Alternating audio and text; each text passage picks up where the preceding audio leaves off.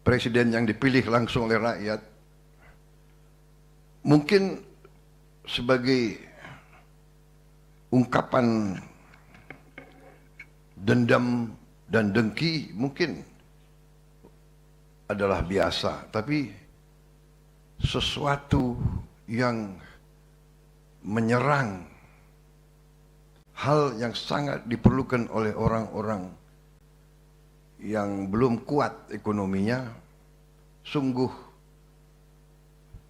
menyedihkan bagi saya. Tapi saya yakin waktu itu saya berada di atas jalan yang benar. Saya yakin bahwa tujuan kita benar dan baik. Terlalu banyak anak-anak Indonesia mengalami stunting. Stunting itu adalah kurang gizi. Kurang gizi ini mengakibatkan sel-sel kita tidak bisa berkembang dengan baik. Sel otak tidak bisa berkembang dengan baik. Sel tulang tidak bisa berkembang dengan baik. Sel otot tidak bisa berkembang dengan baik. Jadi stunting akibat juga dari proses pemiskinan. Proyek pemiskinan rakyat Indonesia. Stunting waktu itu 25% dari anak-anak kita. Kita tidak bisa dengan teori, tidak bisa dengan hanya dengan kata-kata, hanya dengan program-program indah. Akhirnya saya belajar dari pengalaman bangsa-bangsa lain bahwa memang satu-satunya jalan adalah intervensi langsung dari pemerintah, langsung kepada anak-anak, ibu-ibu hamil dan orang tua yang tidak berdaya, orang tua lansia.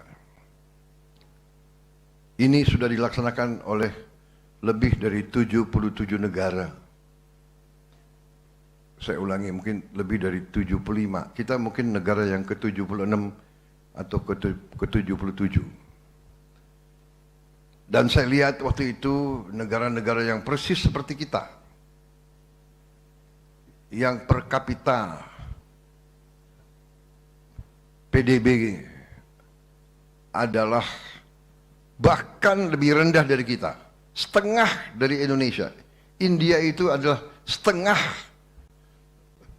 produk domestik brutonya, setengah per kapita dari kita. Berani memberi makan gratis untuk 800 juta rakyat mereka. Dan sudah berjalan 10 tahun lebih. Bahkan kalau tidak salah sudah menjadi undang-undang. Dan kalau tidak salah mohon dicek, sudah dimasukkan di amandemen konstitusi mereka. Karena itu kita laksanakan program ini. Ya, kita hadapi kampanye luar biasa, menjelek-jelekan, mengatakan bahwa saya menghambur-hamburkan uang. Padahal saudara-saudara, uang ini adalah hasil penghematan, hasil efisiensi dari anggaran yang saya dan tim saya yakin kalau tidak kita hemat, uang ini akan dimakan oleh korupsi, akan dihabis-habiskan untuk memperkaya oknum-oknum pribadi-pribadi. Budaya menghabiskan anggaran, budaya menggelumbungkan anggaran, budaya melaksanakan kegiatan-kegiatan yang tidak produktif, tidak ada manfaat bagi bangsa, negara, dan rakyat, itu terus dilaksanakan. Rapat-rapat di hotel-hotel di luar kota, seminar-seminar, konferensi-konferensi, kunjungan-kunjungan yang tidak bermanfaat. Rakyat ditipu, rakyat dibohongi. Ini yang kita hemat, uang ini yang kita alihkan untuk hal-hal seperti ini. Saudara-saudara, APBN kita tidak keluar dari parameter yang kita tetapkan. Defisit kita masih di bawah batas yang kita tetapkan sendiri. 3% defisit kita, saudara-saudara sekalian.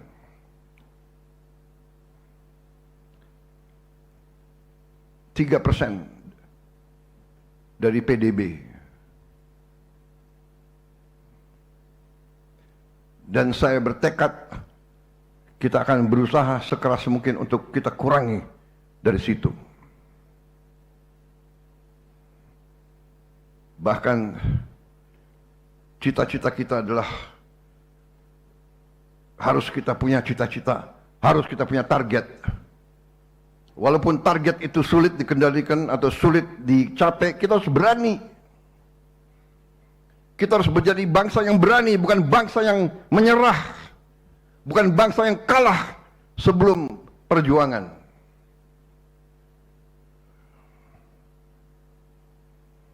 Saya telah mempelajari setelah saya menjabat, masih terlalu banyak kebocoran, masih terlalu banyak penghamburan. Saya ingin tertibkan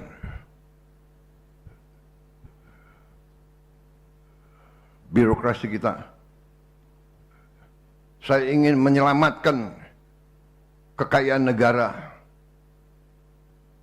Saya ingin menyelamatkan aset-aset negara. Ini terus kita kerjakan. Terus kita kerjakan. MBG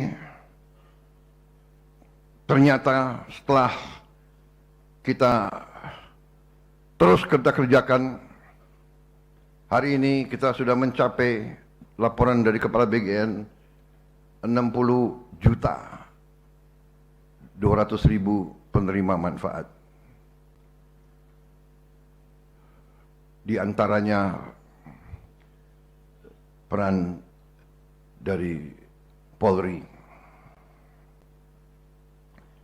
Saudara-saudara, kita telah memberi makan tiap hari. Tadi 60 juta lebih.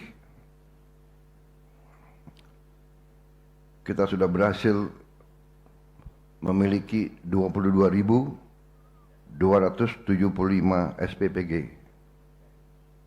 Sudah sampai 23.000 SPPG, yaitu dapur di 38 provinsi seluruh Indonesia. Jumlah ini kira-kira setara dengan memberi makan seluruh penduduk Afrika Selatan. Tiap hari. Atau sama dengan 10 kali Singapura. Tiap hari.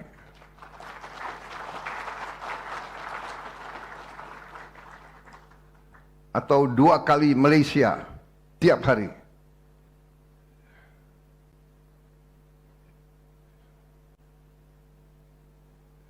Bagi mereka yang waktu kita baru mulai 1 bulan saja, 2 bulan saja, kita sudah dihina.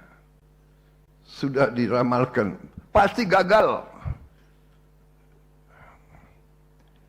Pak Kodari Turung di kumpulin ya video klip yang ramalkan kita pasti gagal. Yang mengatakan saya menghina bangsa Indonesia. MBG ini penghinaan kepada bangsa Indonesia. Kita mau menyelamatkan anak-anak kita, dibilang menghina.